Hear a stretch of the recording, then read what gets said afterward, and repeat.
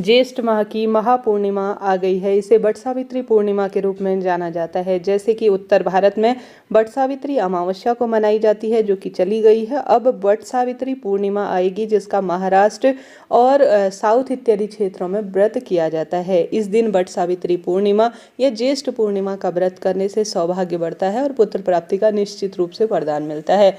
लंबे समय से आपके कोई कार्य अटक रहे हैं, और जैसा कि शास्त्रों में पूर्णिमा का व्रत हमेशा ही संतान प्राप्ति, सौभाग्य के लिए और संतान की लंबी उम्र के लिए जाना जाता है। आपके संतान प्राप्ति की कामना अभी तक सिद्ध नहीं हुई है, हार गए हैं, दुख पा रहे हैं, वंश वृद्धि नहीं हो रही है, घर का एक सदस्य अपने घर के जो है परिवारजन, एक व्यक्ति जैसे सास अपनी बहू के लिए, बेटी के लिए, किसी के लिए भी अगर यह कार्य करती है तो निश्चित रूप से कुंडली में चंद्रमा की स्थिति मजबूत होती है, सौभाग्य बढ़ता है।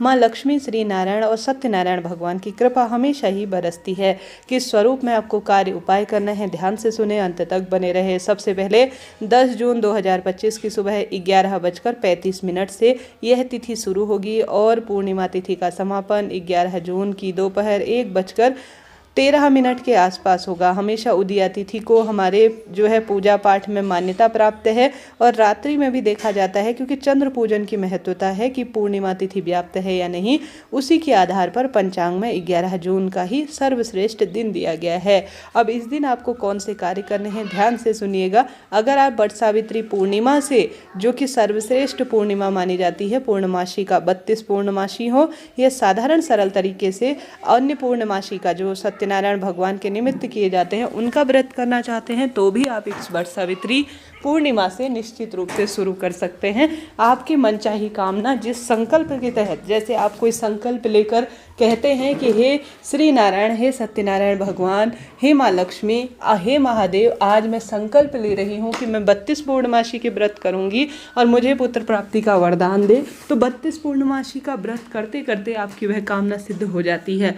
32 पूर्णमासी व्रत कैसे किया जाता है, कमेंट्स में पिन किया हुआ है, वह वीडियो आप जरूर देखिएगा। तो इस दिन से आप संकल्प लेकर वट पूर्णिमा से कुल मिलाकर व्रत कर सकते हैं। नए सिरे से निश्चित रूप से पुत्र प्राप्ति की कामना सिद्ध होगी। आप किसी ज्योतिष या किसी भी जो है ज्ञानी व्यक्ति से पूछेंगे कि संतान प्राप्ति और संतान की लंबी उम्र के लिए कौन सा व्रत करना चाहिए, तो वह आपको पूर्णमासी का ही व्रत बताएंगे। तो आप कोशिश कर सकते हैं। तो आप 11 जून के दिन जल्दी उठें, घर के दरवाजे पर पूर्णिमा के दिन हल्दी का जल छिड़कना चाहिए। घर के दरवाजे पर हल्दी का एक दीपक भी जरूर बनाइएगा, हल्दी एक चुटकी डालकर, और उठते ही ओम नमो भगवते वासुदेवाय, ओम महालक्ष्मी नमो नमः, श्री शिवाय नमस्तुभ्यम, इस मंत्र का जाप करते हुए दिन की शुरुआत करें। पीले या लाल रंग के ही कपड़े पहने। कच्चा दूध अगर जल के लोटे में अगर आप डालते हैं, शिवलिंग पर जल चढ़ाने के लिए चावल के दाने डालते हैं तो बहुत शुभ माना जाता है। चावल का संबंध चंद्रमा से होता है, माँ लक्ष्मी से होता है, और अक्षत रूप में यह फल देते हैं।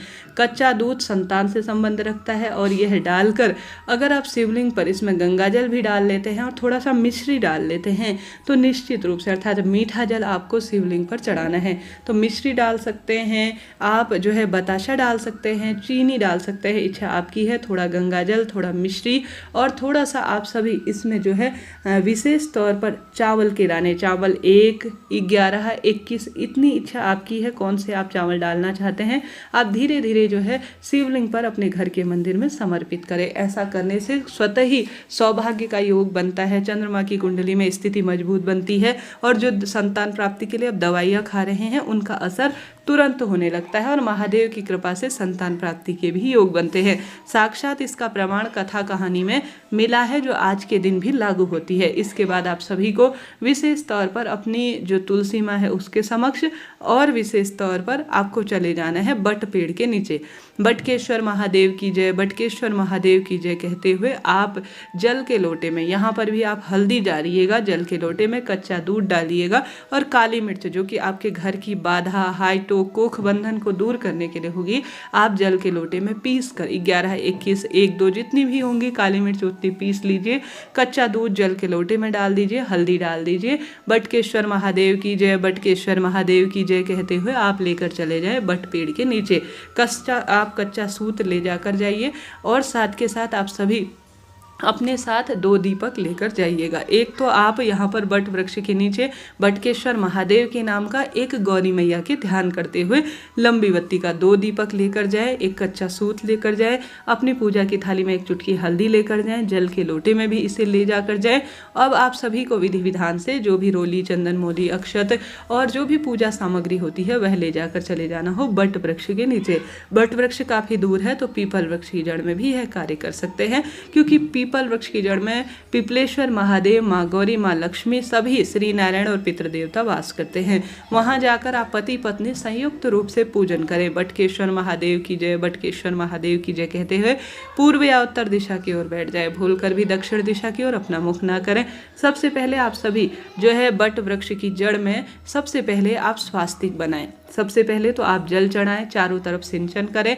जो आप पिसी हुई काली मिर्च, कच्चा दूध और हल्दी डालकर लेकर गए हैं, पूरे बट वृक्ष को आप सिंचित कर दीजिए। ठीक इसी तरह से पीपल वृक्ष को भी कर सकते हैं। एक ही वृक्ष के पास जाए, ज़्यादा परेशान होने की आवश्यकता नहीं। पति पत्नी एक साथ ही बट वृक्ष को सिंचन करें और उसके बाद पूर्व उत्तर दिशा की ओर बैठे। अपने दाहिने हाथ में आप दोनों पति पत्नी संकल्प लीजिए कि आप कहें कि हे बटकेश्वर महादेव, आज बट पूर्णिमा के पावन पवित्र दिन में पुत्र प्राप्ति की इच्छा से आपके वृक्ष के नीचे हम पार्थिव शिवलिंग का पूजन करने जा रहे हैं। मेरे जीवन कार्य को सार्थक करें। ऐसी प्रार्थना करते हुए दंडवत प्रणाम करें, संकल्प लें। उसके बाद जो है आप इसे यहीं पर बट वृक्ष की जड़ में छोड़ दीजिए। अब बड़ पेड़ का एक पत्ता, जो बट पेड़ का एक पत्ता है, वह झड़ा हुआ आपको आसपास मिल जाएगा। उसके ऊपर आप थोड़ा सा चावल के दाने रखें और एक उसके ऊपर मिट्टी का छोटा सा शिवलिंग बना लीजिए। कंकर रूपी शंकर रख सकते हैं। मिट्टी का शिवलिंग बनाकर बड़ पेड़ के नीचे चावल का आसन देकर आपको रखना चाहिए। उसके बाद रोली, चंदन, मोली, अक्षत, आप अगर जल का लोटा थोड़ा सा बचा हुआ है, पंचामृत जल इत्यादि समर्पित कीजिएगा। उसके बाद आप सभी को विधि विधान से वहाँ पर वस्त्र रूपी कलावा इत्यादि समर्पित करना होगा। तत्पश्चात आप सभी को भोग इत्यादि जो भी मौसमी फल है वह लगाना होगा। उस बटकेश्वर महादेव को, जो आपने बट वृक्ष की जड़ में बट पेड़ की पत्ती के साथ बनाए हुए हैं, उनको विधि विधान से पूजित करें। 2 दीपक लगाएं, एक लंबी बत्ती का, एक गोल बत्ती का, एक जो है यहाँ पर गौरी मैया और एक बटकेश्वर महादेव का है। और साथ ही यहाँ पर आप एक जो है 108 परिक्रमा कच्चे सूत की या 7 परिक्रमा बट वृक्ष की जरूर लगाएं। ऐसा करने से सौभाग्य बढ़ता है, दुख दरिद्रता का अंत होता है। साक्षात अपने आप में बटकेश्वर महादेव हैं। बट वृक्ष में ब्रह्मा विष्णु महेश का वासा माना जाता है। जो भक्तजन इस दिन यहाँ पर पूजन करता है, संतान की परेशानी अपने आप ही दूर हो जाती है। आपने अमावस्या के दिन पूजन किया होगा, बट सावित्री के दिन अति उत्तम है। अब बट पूर्णिमा के दिन भी आप यह पूजन कर लीजिएगा। एक बार से भला है, 2 बार काम किया जाए, लाभ तो होना ही है। आप पूजन कर चुके हैं, दीपदान कर चुके हैं, संपूर्ण कार्य आपका हो चुका है, संपूर्ण नियम विधान हो चुका है। उसके बाद आप घर आए, श्री नारायण के विग्रह स्वरूप की विधि विधान से पूजा करें, तुलसी पत्र भोग लगाएं, उन्हें तुलसी पूजन भी जरूर करें, पीपल वृक्ष की जड़ में दीपदान करें, गौ माता को पंजरी, पहले श्री नारायण को पंजरी, केला और जो है दूध इत्यादि का भोग लगाए, सभी चीज़ें, चने की दाल वगैरह का भोग लगाएं। उसके बाद में जब भगवान जी से स्वीकार कर चुके होंगे तो पति पत्नी दोनों मिलकर गौ माता को इसे जरूर से खिलाएं और प्रसाद स्वरूप स्वयं भी ग्रहण करें। इस दिन पूर्णिमा के दिन खीर घर पर जरूर बनानी चाहिए और भगवान जी को भोग भी लगाना चाहिए। ऐसा करने से भी सौभाग्य बढ़ता चला जाता है। सांसारिक, मानसिक, आर्थिक कष्ट बंधनों से भी अपने आप मुक्ति मिल जाती है। हार रहे हैं, दुख पा रहे हैं, कष्ट कर्ज में जीवन है तो बट पूर्णिमा के दिन यह कार्य जरूर करें। इस दिन एक समय का भोजन पंडित ब्राह्मण जी को दान करें। ओम नमो भगवते वासुदेवाय या आप संतान गोपाल मंत्र का जाप कर सकते हैं। 108 कम ज़्यादा जितनी भी है, भगवान का सुमिरन ध्यान करें। पूरे दिन भर में व्रत का संकल्प लें। ज़्यादा से ज़्यादा जो है माँ लक्ष्मी के नाम का दीपदान करें। एक समय का भोजन पंडित ब्राह्मण जी को दान में दीजिए और अपने व्रत को संपूर्ण कीजिए। यह व्रत कोई साधारण नहीं है, यह व्रत सौभाग्य का है, यह व्रत दुख दरिद्रता को दूर करने का है, यह व्रत कर्ज को माफ करने का है, यह व्रत सौभाग्य का व्रत है। इस दिन किया जाने वाला कोई भी उपाय कभी निष्फल नहीं जाता।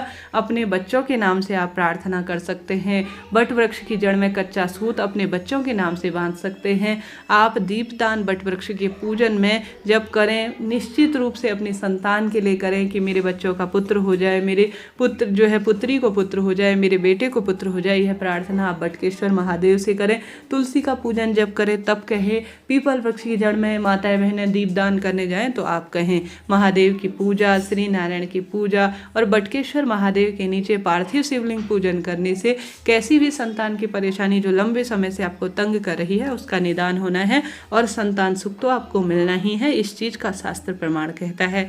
आशा है, उम्मीद है आप यह कार्य करेंगे, आपको लाभ होगा। जय श्री नारायण, हर हर महादेव। मैं प्रार्थना करती हूँ आपके सभी काम सिद्ध हो जाए। राधे राधे।